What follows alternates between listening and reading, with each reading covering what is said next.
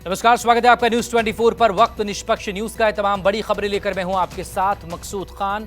सबसे पहले बात निष्पक्ष न्यूज में जाति गणना की। बिहार में जाति गणना की रिपोर्ट सार्वजनिक होते ही पूरे देश में इसकी मांग तेज हो गई है। बहुजन समाज पार्टी की मुखिया मायावती के साथ ही एनडीए के कई घटक दल भी इसके समर्थन में आ गए।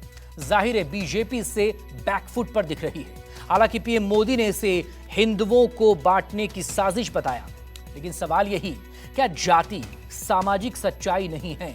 सवाल यह भी है, क्या जाति पूछने भर से हिंदू बट जाएगा? से कांग्रेस ने एक अलग लाभ आरोपना शुरू कर दिया है। ये कांग्रेस के नेता कहते हैं जितनी आबादी उतना हक। मैं कहता हूं इस देश में अगर सबसे बड़ी कोई आबादी है तो वो आबादी गरीब है, और इसलिए मेरे लिए गरीब ही सबसे बड़ी आबादी है और गरीब का कल्याण यही मेरा मकसद है।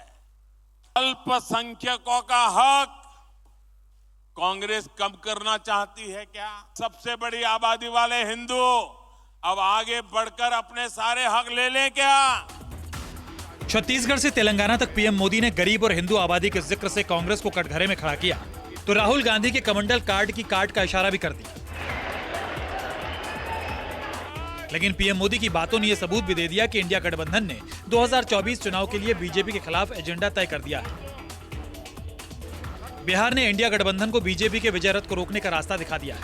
हालांकि जैसी चर्चा थी, पटना में वैसा कुछ तो नहीं हुआ, लेकिन नीतीश कुमार ने सर्वदलीय बैठक कर जातीय जनगणना के आंकड़ों पर राजनीति की रवायत जरूर निभाई। सीएम नीतीश कुमार की अध्यक्षता में 2 घंटे से ज्यादा देर तक चली सर्वदलीय बैठक में 9 दलों के नेता शामिल हुए, जिसमें महागठबंधन के 6 घटक दलों के इतर बीजेपी, जीतन राम मांझी की पार्टी हिंदुस्तानी आवाम मोर्चा और असदुद्दीन ओवैसी की पार्टी एआईएमआईएम के विधायकों ने हिस्सा लिया। सर्वदलीय बैठक में जातीय गणना के आंकड़ों पर चर्चा हुई, जिसमें बीजेपी के नेताओं ने न सिर्फ सुझाव दिए बल्कि हड़बड़ी में गड़बड़ी का इल्जाम लगाते हुए जातीय गणना पर सवाल भी खड़े कर दिए।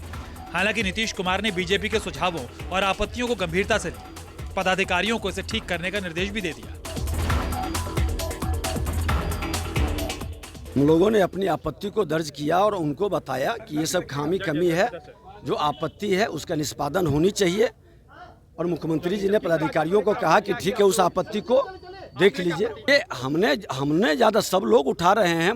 हमारे पूर्व सीएम, हमारे विधान परिषद के नेता, इन लोगों ने उठाया है। हमने कहा कि इसमें आपत्ति दर्ज करने का अवसर मिलना चाहिए। बैठक में शामिल असदुद्दीन ओवैसी की पार्टी की बिहार इकाई के अध्यक्ष अख्तरुल ईमान ने कहा कि जब जाति आधारित गणना के आंकड़े आ गए हैं तो सरकार को उसके आधार पर आरक्षण का लाभ भी देना चाहिए। ने हमको चोट दिया है, किसी ने हमारे साथ भला नहीं किया। सचर कमेटी, रंगनाथ मिश्रा कमीशन की रिपोर्ट लाई कांग्रेस वालों ने, लेकिन क्या किया? कुछ भी नहीं किया सिवाय धोखा और फ्रॉड के।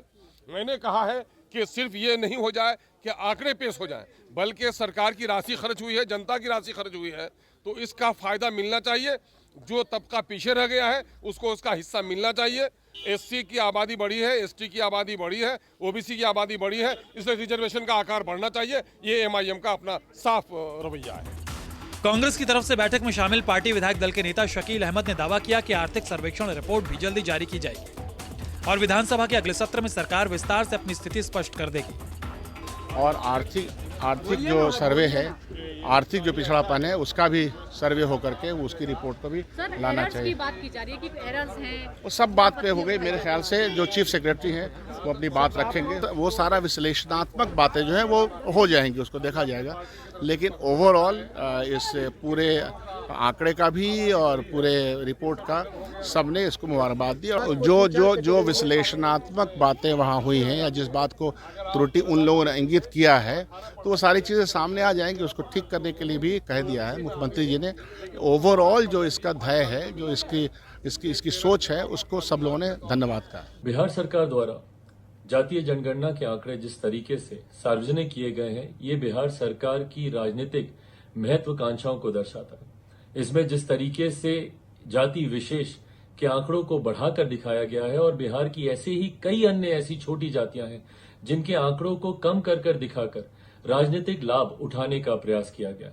कई ऐसी अनुसूचित जाति जनजाति की छोटी जातियां हैं या पिछड़ा अति पिछड़ा वर्ग से आने वाली कई ऐसी अन्य जातियां हैं जिनके आंकड़ों को कम कर कर दिखाने का प्रयास अपनी राजनीतिक महत्वाकांक्षाओं को पूरा करने के उद्देश्य के साथ किया गया। पासवान जाति की ही अगर आप बात करें, इसकी आबादी को कमतर कर दिखाने का प्रयास राजनीतिक लाभ लेने की दृष्टि से ही किया गया है। लोक जनशक्ति पार्टी रामविलास पूरी तरीके से बिहार सरकार के द्वारा कराए गए इस जातीय जनगणना को नकारती है और हम लोग मानते हैं कि अभी भी दोबारा से ये जातीय जनगणना होनी चाहिए। ये वर्षों से चली आ रही मांग है। समाज के वंचित शोषित वर्ग के लोग लंबे समय से ये डिमांड कर रहे हैं कि भाई हमारी संख्या कितनी है इसका आकलन तो करा लो, हमारी आर्थिक स्थिति क्या है इसका तो आकलन करा लो। अच्छा आप बताइए, अब आरक्षण की व्यवस्था से कौन वंचित रह गया? तो सामाजिक न्याय के सिद्धांत को जमीन पर सही रूप में लागू करने के लिए, आरक्षण की व्यवस्था को सही रूप में लागू करने के लिए, सरकारी योजनाओं में मिल रहे लाभ को सही रूप में लागू करने के लिए यह अति आवश्यक है कि जातीय जनगणना पूरे देश में कराई जाए। जाति गणना की रिपोर्ट पर शुरू हुई राजनीति 2024 तक चल सकती है, लेकिन नीतीश कुमार भी बीजेपी की प्रतिक्रिया के इंतजार में ही दिख रहे हैं, जो केंद्र में कुछ और है जबकि बिहार में कुछ और।